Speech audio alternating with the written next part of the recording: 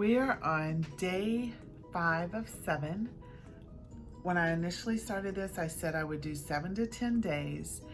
And after everything has changed, I decided to do 7 days.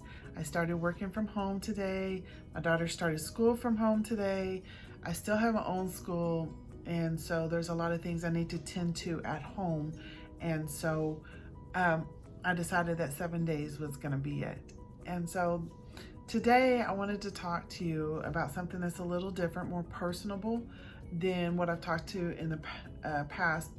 In the past couple of videos, I've talked about big events that have happened that have affected us in a bad way, but then good came out of it. This one I want to talk about is more, like I said, personable.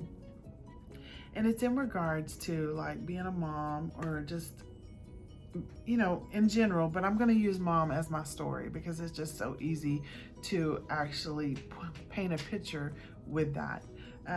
In the beginning stages, after you have kids, one of the biggest things is that people are always comparing the children. You know, my child started crawling before your child. My child started walking before your child. Or, oh, your child's not walking yet. You must have something wrong with you. Because my child has started walking and they always started, or scientific evidence show that they should be walking by this time, you know, so therefore they should be walking. And then nonetheless, as they get older, it only gets worse. Oh, my child got the trophy and your child didn't. Or my child is an honor student and your child isn't. So there's a lot of comparison and a lot of things that happen that make us kind of like really question our worth, question our esteem, question our who we are, you know, just question our abilities. And when those things become in question, it actually stirs up jealousy and envy and resentment. And what ends up happening is that we'll end up taking those feelings that are being stirred up and we'll end up attacking the person that did nothing to us. Meaning the child is the one that got the award and they didn't do anything directly to us to stir that up. They might not even make comments to us. But because their child is the one that caused the stir in us, then we take our actions out on that person. And when we do that, we're creating a grapevine effect, because then that person will end up starting to question their self, their parenting abilities, who they are, and then they'll end up attacking someone else. However, we can have a bigger part in that. And that part is we can stop the grapevine effect. And when those feelings inside of us, be it the ones that are projecting it or the ones that are receiving the projection, we can actually stop it at that time.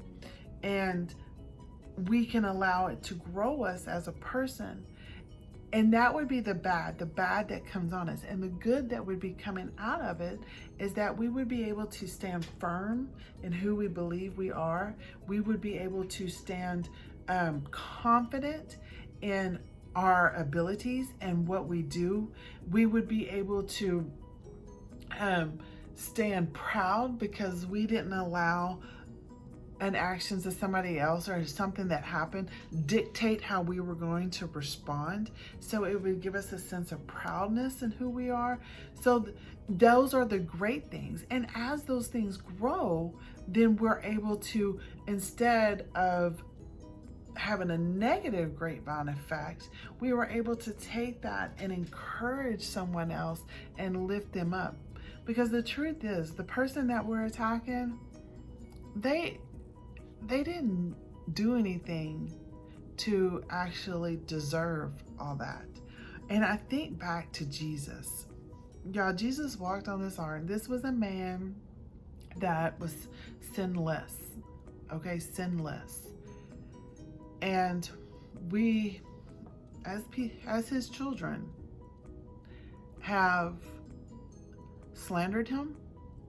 We have negatively talked about him.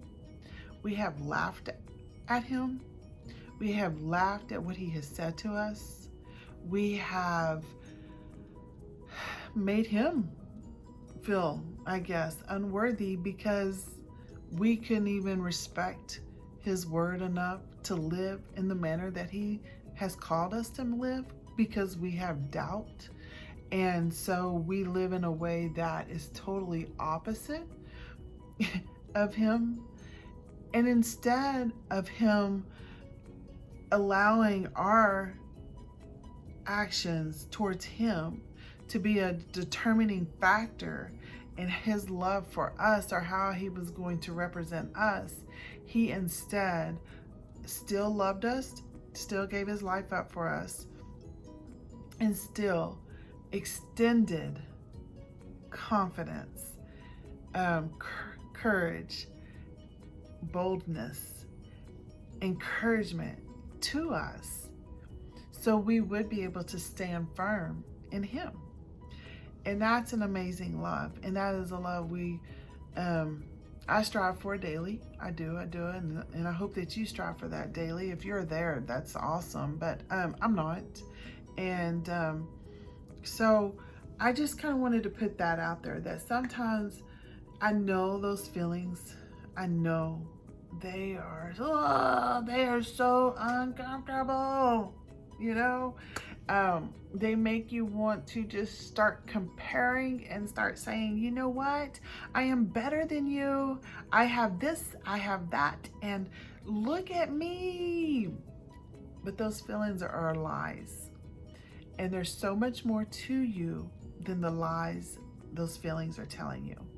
And Jesus can build you up into something great, that is radiant, that is thriving, and that is, people just are in awe of what God has done in you.